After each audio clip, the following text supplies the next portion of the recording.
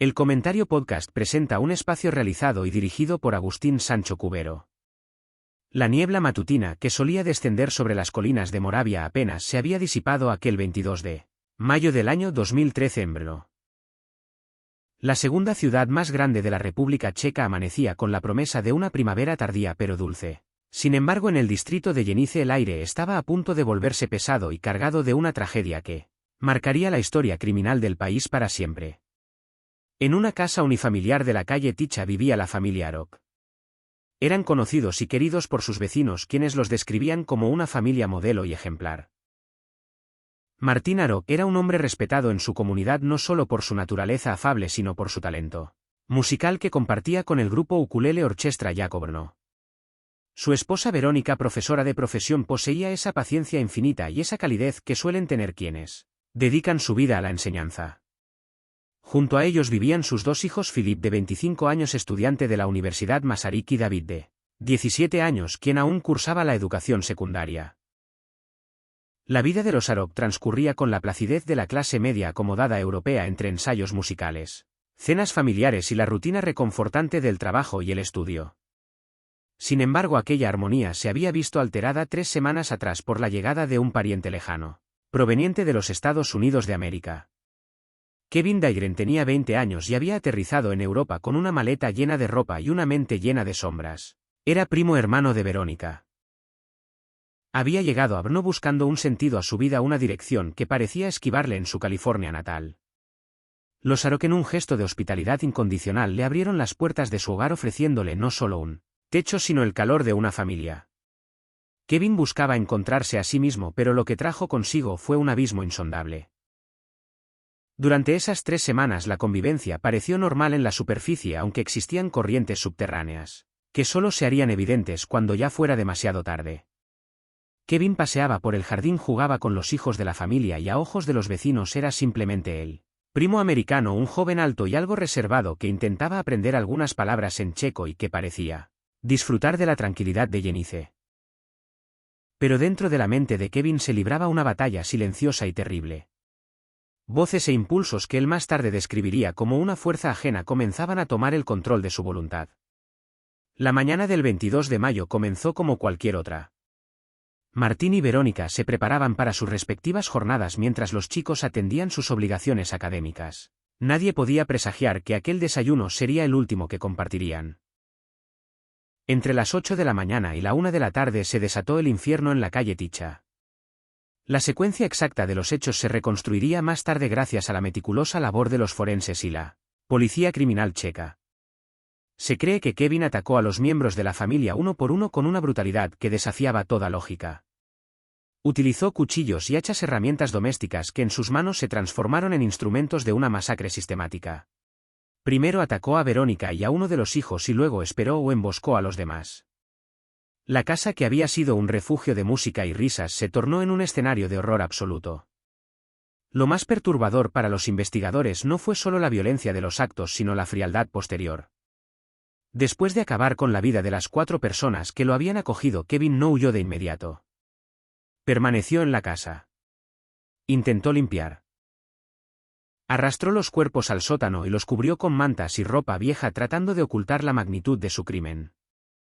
Pero la mente humana en estado de shock o psicosis opera de maneras extrañas. En lugar de una limpieza perfecta, dejó tras de sí un rastro caótico. Hacia la tarde los vecinos comenzaron a notar algo extraño. ¡Humo! Un humo denso y con un olor peculiar comenzaba a salir de la propiedad de los Arok. Kevin había intentado prender fuego a los cuerpos en un intento desesperado y macabro por borrar las evidencias. Fue ese humo el que alertó a la comunidad y eventualmente a las autoridades. Pero para cuando los bomberos y la policía llegaron al lugar, el asesino ya no estaba allí. Kevin Dahlgren había tomado un taxi. Con una calma que helaría la sangre del conductor si éste hubiera sabido a quién transportaba, pidió que lo llevaran a Viena, la capital de Austria, que se encuentra a menos de 2 horas de coche desde Brno. Durante el trayecto Kevin se comportó de manera aparentemente normal. Envió mensajes de texto a cancelar citas que tenía programadas para ese día, excusándose con frialdad. Llegó al aeropuerto internacional de Viena y compró un billete de avión con destino a Washington. Mientras el avión despegaba cruzando el Atlántico, en Brno se descubría la magnitud de la tragedia. Los bomberos, al sofocar el conato de incendio en el sótano, se encontraron con la escena dantesca. 4 cuerpos sin vida. La identificación fue rápida y dolorosa. Martín, Verónica, Filip y David.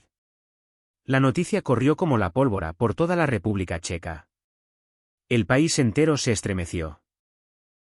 No era común un crimen de tal violencia y mucho menos uno que involucrara a una familia entera y a un pariente extranjero. La policía checa actuó con una rapidez encomiable. Identificaron rápidamente al sospechoso ausente y al comprobar que había cruzado la frontera emitieron una orden de captura internacional. Se pusieron en contacto con sus homólogos estadounidenses y con la Interpol.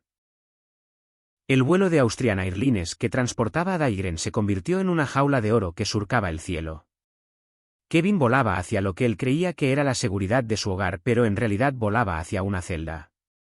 Cuando el avión aterrizó en el aeropuerto de Dulles en Washington, agentes del FBI ya lo estaban esperando. La detención fue limpia y sin incidentes. Kevin Dahlgren, el joven que había salido de California como un muchacho perdido, regresaba como el presunto autor de un cuádruple homicidio. Sin embargo, la detención fue solo el comienzo de una larga y compleja batalla legal.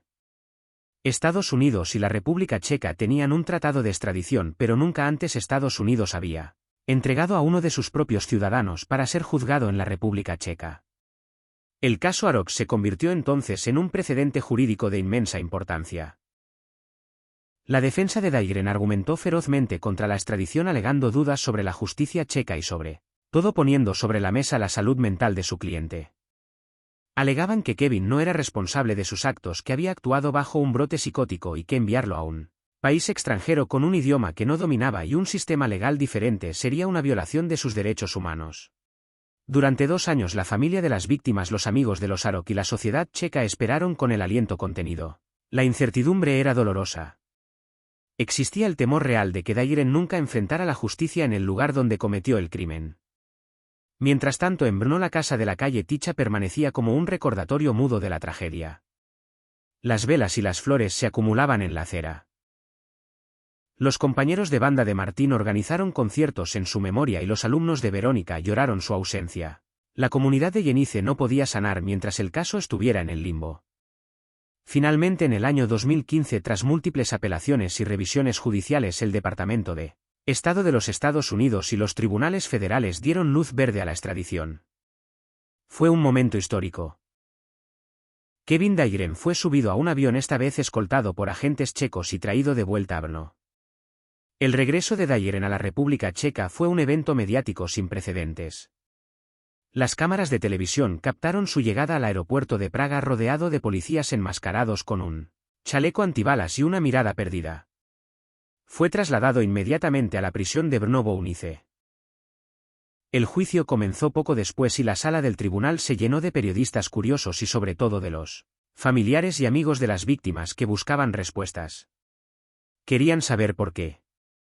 ¿Qué había llevado a ese joven al que habían acogido con los brazos abiertos a cometer tal atrocidad? Durante el juicio, Dahlgren mantuvo una actitud distante, a veces ausente. Su defensa se centró en la inimputabilidad.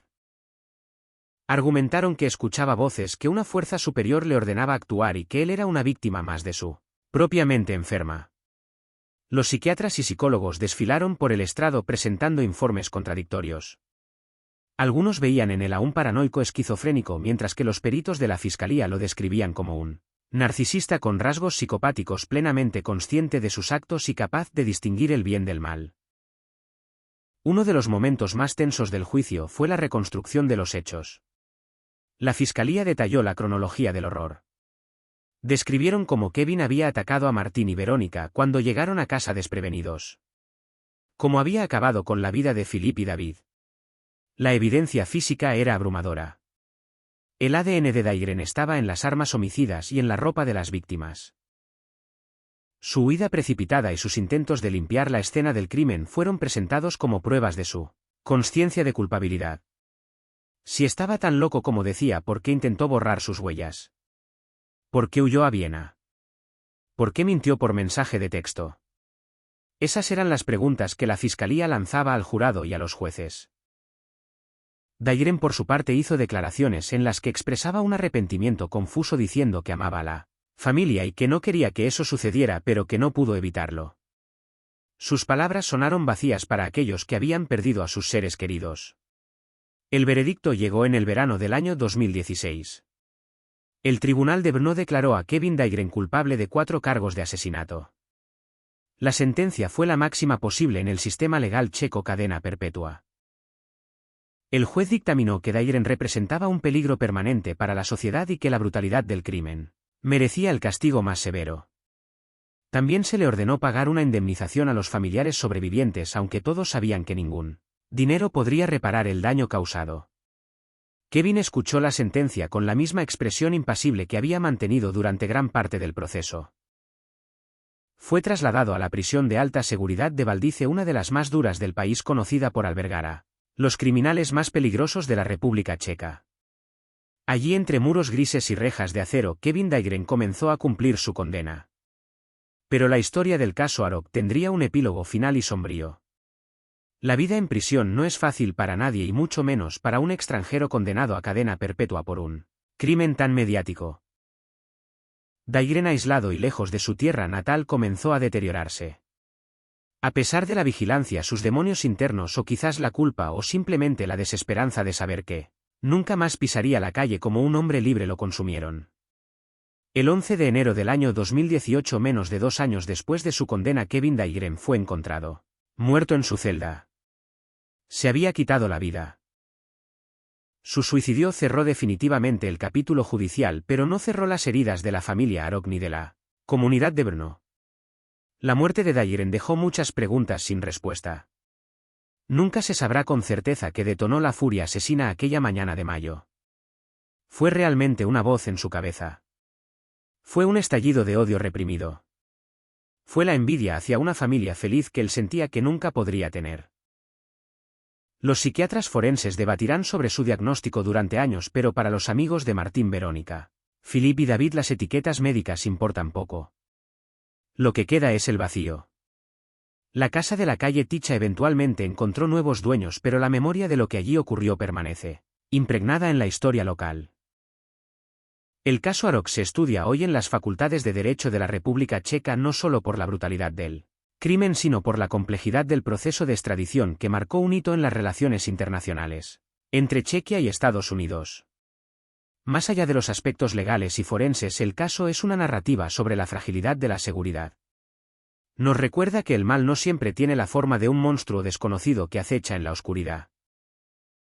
A veces el mal tiene el rostro de un familiar joven y sonriente al que invitamos a desayunar a nuestra mesa. La tragedia de los Arok es la tragedia de la confianza traicionada. Verónica abrió su hogar a su primo porque creía en los lazos de sangre y en la bondad humana.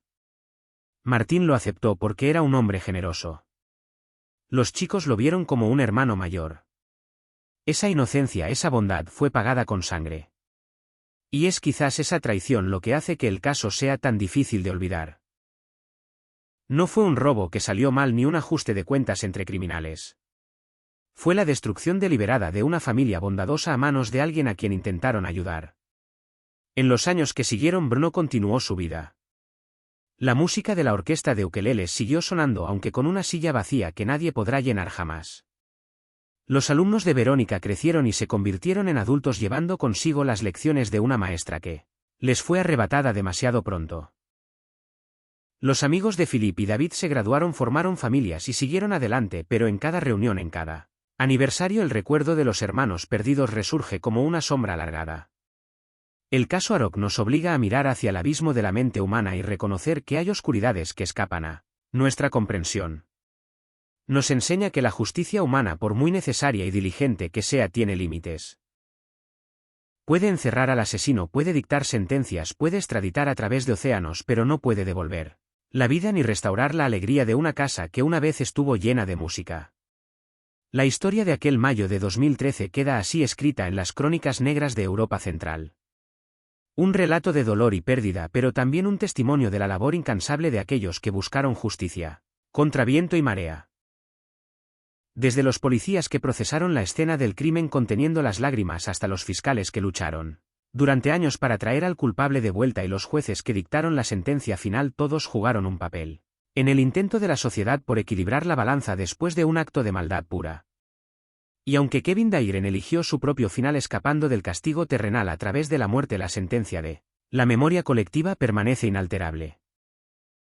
Los nombres de Martín, Verónica, Philip y David Arok son recordados con cariño y respeto, mientras que el nombre de su asesino queda relegado a la infamia, sirviendo como una advertencia sombría sobre los peligros invisibles que a veces habitan entre nosotros. La casa en Yenice sigue en pie bajo el mismo cielo de Moravia, las estaciones siguen pasando cubriendo el jardín de nieve en invierno y de flores en primavera. La vida insiste en continuar con su terca perseverancia.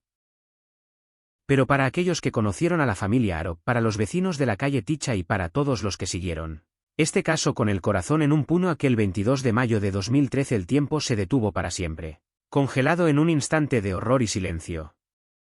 Y así concluye la crónica de los hechos tal como sucedieron, sin adornos y sin consuelo fácil, pues en historias como esta la verdad es la única ofrenda posible a la memoria de los ausentes. Espacio realizado y dirigido por Agustín Sancho Cubero. Gracias por su atención. Hasta la próxima edición del programa.